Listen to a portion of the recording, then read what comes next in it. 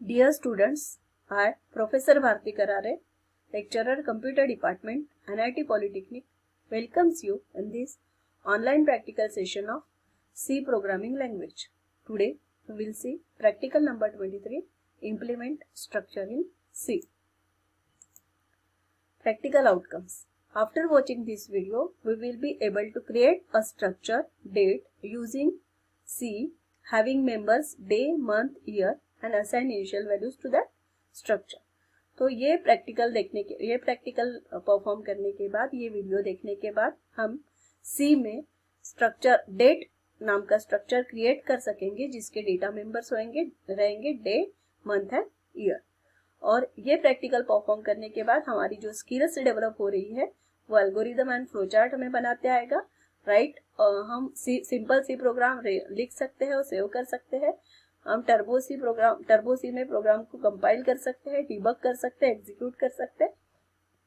और ये सब के लिए हम एथिकल प्रैक्टिसेस को फॉलो कर सकते हैं। Now course outcomes.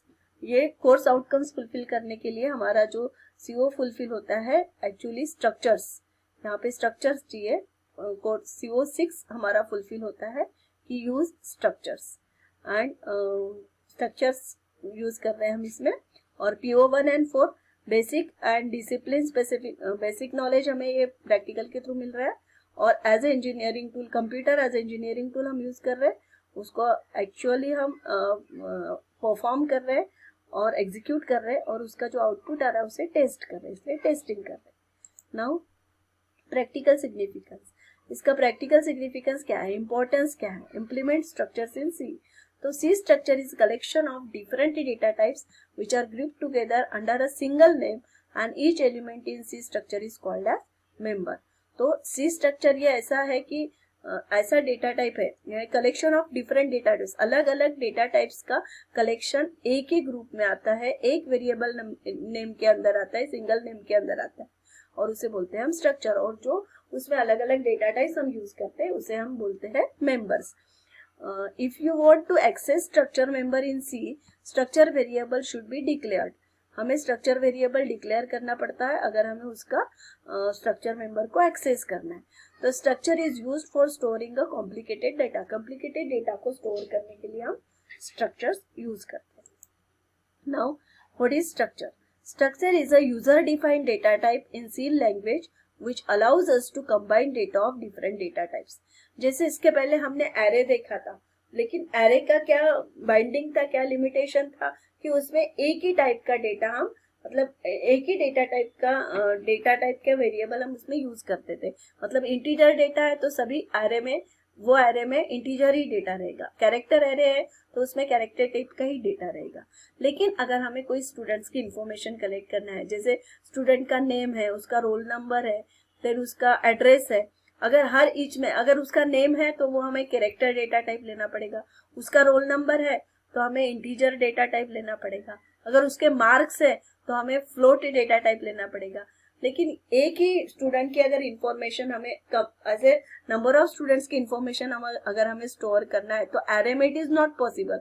एरे में सिर्फ रोल नंबर तो रोल नंबर ही आएंगे, नेम तो नेम ही आएगा। सो ये प्रॉब्लम को सॉल्व करने के लिए ये स्ट्रक्चर कंसेप्ट डेवलप हुआ है। तो ये स्ट्रक्चर में क्या होता है कि जैसे different type of data item, जैसे स्टूडेंट स्ट्रक्चर, अगर स्टूडेंट नाम का स्ट्रक्चर हम बनाते हैं तो उसमें हम स्टूडेंट का नेम, ये data type character data type name लेंगे, देन उसके बाद roll number integer roll number लेंगे, देन फ्लोट मार्क्स लेंगे और ये तीनों को कंबाइन करके हम स्टूडेंट नाम का स्ट्रक्चर बनाएंगे। तो एक स्टूडेंट की इंफॉर्मेशन हम इस तरीके से उसमें यूज कर सकते हैं। और नंबर ऑफ स्टूडेंट्स के लिए भी हम एरे ऑफ स्ट्रक्चर यूज कर सकते हैं, लेकिन एक स्ट्रक्चर इसके लिए होगा तो नंबर ऑफ टाइम्स हम have to repeat the procedure and array of structure concept is to be develop.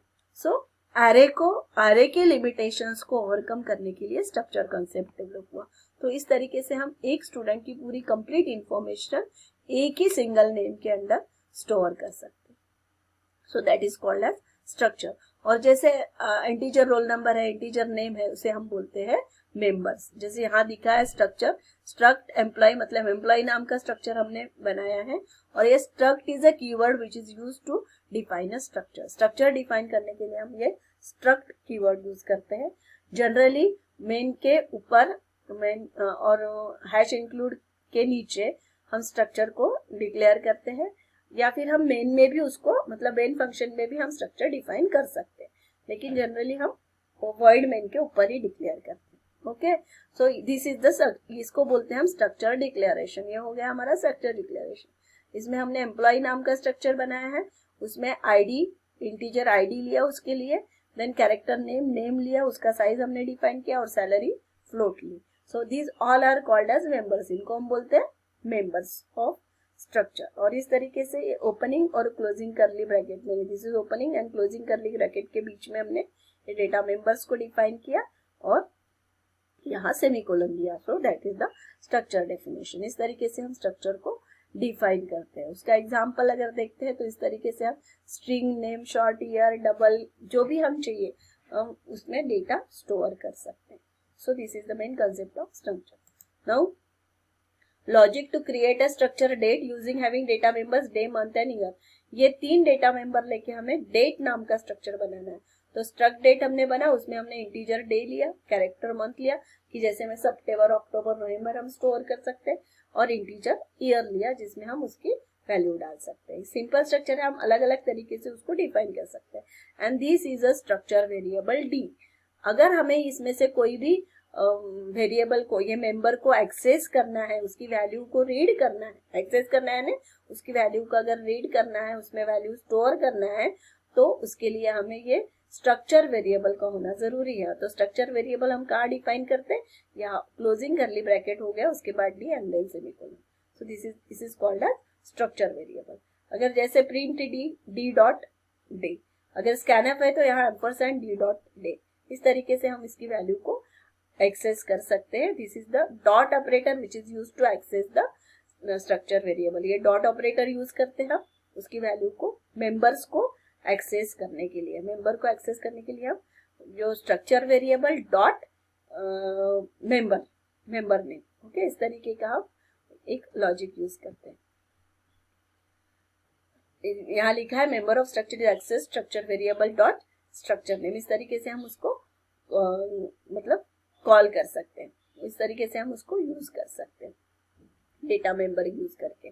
Now इसलिए हमने जो प्रोग्राम लिखा है std.conio.h में हमने स्ट्रक्चर इसके ऊपर डिफाइन किया, स्ट्रक्ट डेट, उसमें ये मेंबर्स डाले हैं। मेंबर्स डालने के बाद डी वेरिएबल लिखा, वॉइड मेन किया, उसमें एंटर इन्फॉर्मेशन, इंटर डेट में स्कैनफ कर रहे हैं, अब डेट एंटर कर रहे हैं वो स्ट्रक्चर की, तो %d क्योंकि इंटीजर वेरिएबल है, और यहाँ पे d dot ampersand day, sorry ampersand d dot day, ampersand d dot day चाहिए, एम्परसेंड बाहर चाहिए, d डॉट डे चाहिए। ओके, सो इस तरीके से हम यहाँ पे एक्सेस करेंगे। यहाँ मंथ के लिए एम्परसेंड लिखने की जरूरत नहीं है क्योंकि यहाँ परसेंटेज लिखा है हमने। अगेन यहाँ एम्परसेंड चाहिए, एम्परसेंड डी डॉट ईयर। इस तरीके से each and every member co dot operator के साथ हम वहाँ पे वैल्यू स्टोर कर रहे हैं स्कैनफ के साथ। एंड अगर वो इन्फॉर्मेशन को डिस्प्ले करना है तो प्रिंट स्टेटमेंट के साथ, डॉट ऑपरेटर के साथ हम उसे प्रिंट करते हैं। यहाँ हमें एम्परसेंड ऑपरेटर यूज करने की जरूरत नहीं है। ओके, जस्ट यहाँ पे month equal to colon D dot month से इसकी वैल्यू रिटर्न होगी, डी डॉट ईयर से ईयर की वैल्यू रिटर्न होगी, और डे से डे की वैल्यू रिटर्न होगी। Okay, so in that way we have to enter this information and will get the information. हमें इस तरीके से इंफॉर्मेशन डिस्प्ले होगी जो हम एंटर कर रहे हैं। So now let us execute the program. ये प्रोग्राम हम एग्जीक्यूट करके देखते हैं तो हमारे जो स्ट्रक्चर के कंसेप्ट है वो क्लियर हो जाएंगे कि प्रोग्रामिंग में हम किस तरीके से स्ट्रक्चर को यूज कर सकते हैं। तो इसके लिए हम प्रैक्टिकल नंबर 23 अभी परफॉर्म करके देखते हैं। Now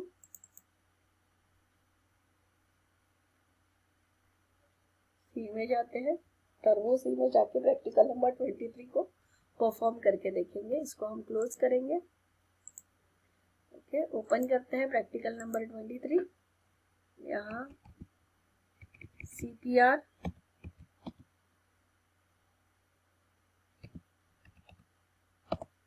enter. ओके, तो यहाँ देखिए जैसे हमने डेट स्ट्रक्चर बनाया है, स्ट्रक्ट कीवर्ड यूज किया, डेट स्ट्रक्चर बनाया, डेट लिखा, उसके आगे सेमीकोलन नहीं है, पॉइंट ध्यान में रखना है।